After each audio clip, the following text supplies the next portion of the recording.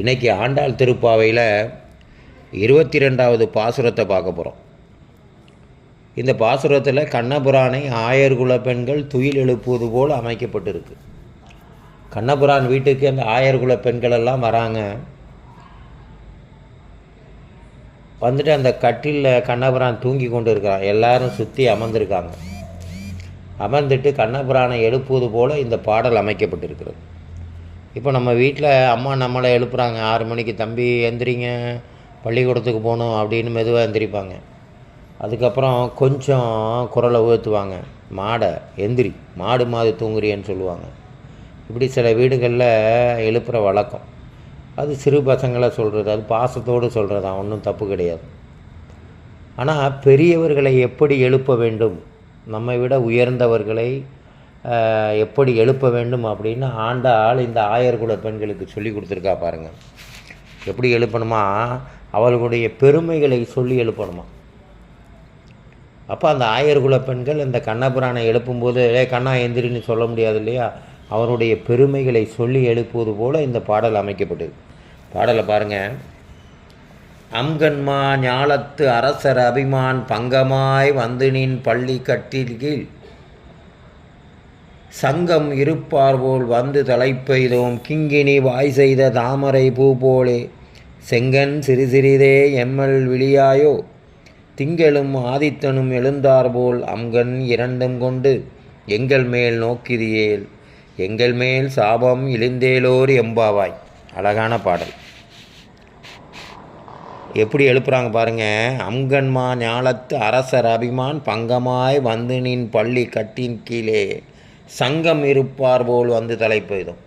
இந்த உலகத்தையெல்லாம் நான் ஆட்சி செய்யக்கூடியவன், நான் தான் இந்த உலகத்தில் பெரியவன், பெரிய அரசன் என்று மார்தட்டி கொண்டிருந்த அரசர்களெல்லாம் கண்ணபுரானை நீ வந்தவுடன் உன்னுடைய வீரத்தை கண்டு நீ கம்சனையும் பகாசுரனையும் பூதகியையும் சடகாசுரனையும் எளிதில் எப்படி வீழ்த்தினாயோ அதை பார்த்து நம்மளையும் இவர் அழித்து விடுவாரோ என்ற எண்ணத்தோடு உன்னை வணங்குவதற்காக உன் கட்டில் கீழ் சுற்றி அமர்ந்திருக்கிறார்கள் இந்த உலகத்து பெரிய பெரிய அரசர்கள்லாம்.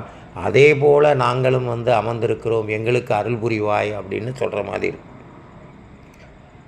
இன்னும் சொல்கிறாங்க, மகாபாரதத்தில் வாசுதேவன் பெரிய வீரன், பெரிய படைபல உடையவன். அந்த வாசுதேவனுடைய படை நம்மக்கிட்ட இருந்தால் நாம் எளிதில் வெற்றி பெறலான்னு பஞ்சபாண்டவர்களும் துரியோதனும் நினச்சாங்களாம். இவங்க 2 பேரும் வாசுதேவன் வீட்டில் போய் தவம் கிடந்தாங்களாம். எங்கள் கூட சேர்ந்துக்கொள், எங்கள் படையோடு சேர்ந்துக்கொள் அப்படின்னு. அப்படி சொல்கிற மாதிரி, அப்படி கெஞ்சுற மாதிரி உன்னிடம் வந்து இந்த அரசர்களெல்லாம் கெஞ்சுகிறார்கள். அதே போல் நாங்களும் வந்து உன் அருளை பெறுவதற்காக வந்திருக்கிறோம், சீக்கிரம் எழுந்திரின்னு சொல்கிறாங்க. எந்திரிச்சு என்ன பண்ணணும்னு சொல்கிறாங்க பாருங்கள். கிங்கினி வாய் செய்த தாமரை பூ போலே செங்கன் சிறிதே எம்முள் விழியாயோ.